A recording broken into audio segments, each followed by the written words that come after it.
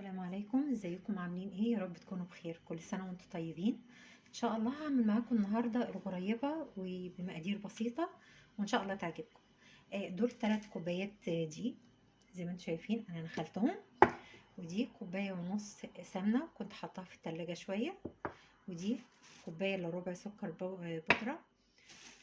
يعني انا كنت عامله ده نص كيلو دقيق، دول اللي فاضوا من نص كيلو دقيق. احنا خدنا 3 كوبايات منهم بس المقدار بتاعي، و 2 باكت فانيليا زي ما انتم شايفين كده.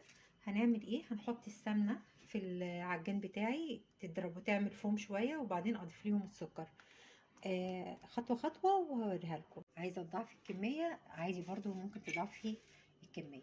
تمام كده احط بقى ايه لغايه لما تعمل تبقى كريمه، السمنه دي تبقى كريمه. بصوا انا هضيف الفانيليا اهو 2 باكت، وهضيف السكر البودرة. بصوا شايفين السمنة بقت عاملة ازاي؟ انا هضيف بقى السكر واسيبهم بقى لما يعملوا كريمة وتبقى فاتحة قوي. واحدة واحدة بس كده عشان الهبل بتاع السكر.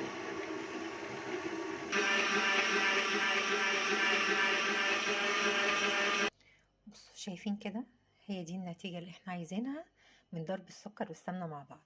شايفين؟ هنضيف عليهم بقى الدقيق واحدة واحدة.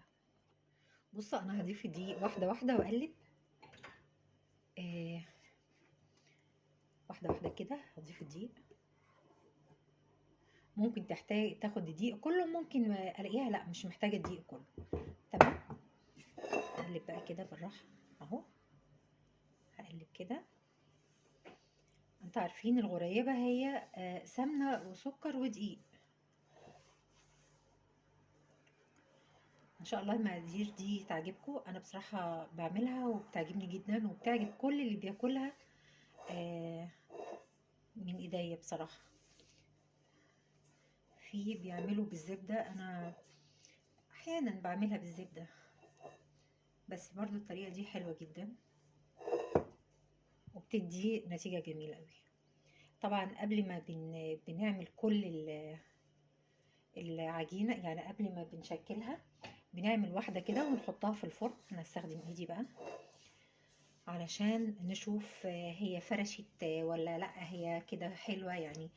فردت بس بنسبة ما تبقاش فردة قوي، فرشت قوي يعني. فبنحط واحدة في الاول كده على درجة حرارة 140، بنسويها على اهدى درجة حرارة لان الغريبة ما بتاخدش حرارة عالية ابدا، تتحرق على طول. اول ما تاخد لون من تحت خلاص هيبقى كده خلاص استوت.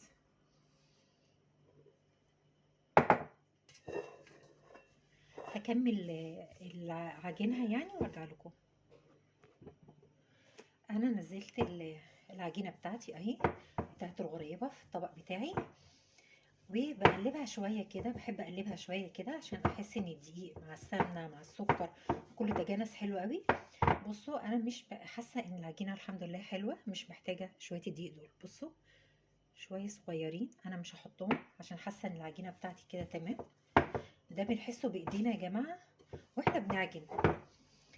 بحب اعملها شويه كده، مش مجرد بقى في الدقيق في السكر او في الكريمه بتاعتي وخلاص، لا بحب اعملها كده شويه. بصوا العجينه ما بتلزقش وحلوه جدا، هي بس عشان ايدي دي بتعجن. تمام، هوريكم بقى كده ايه واحده. خلاص انا كده خلاص كويس قوي. خد حته كده اهي وهعملها كده معاكم. ما شاء الله شايفين؟ ولا بتشقق ولا اي حاجه، هي بس عشان ايدي ملزقه. شايفين؟ مش بتفتح ولا بتشقق من الجناب ولا من اي حاجه. تمام كده خلاص، يبقى عجينتي زي الفل وما بتلزقش في ايدي. ده من ايدي بس كده من العجن.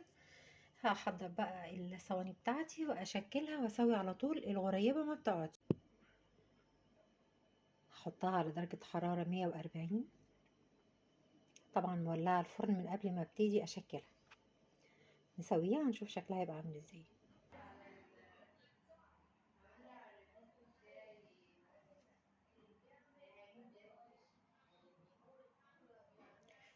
كده يا جماعة. طلعت الغريبة خلاص استوت زي ما انتم شايفين. كل سنة وانتم طيبين. يا رب فيديو النهاردة يكون عجبكم. اشوفكم في فيديو جديد. كل سنة وانتم طيبين. باي باي.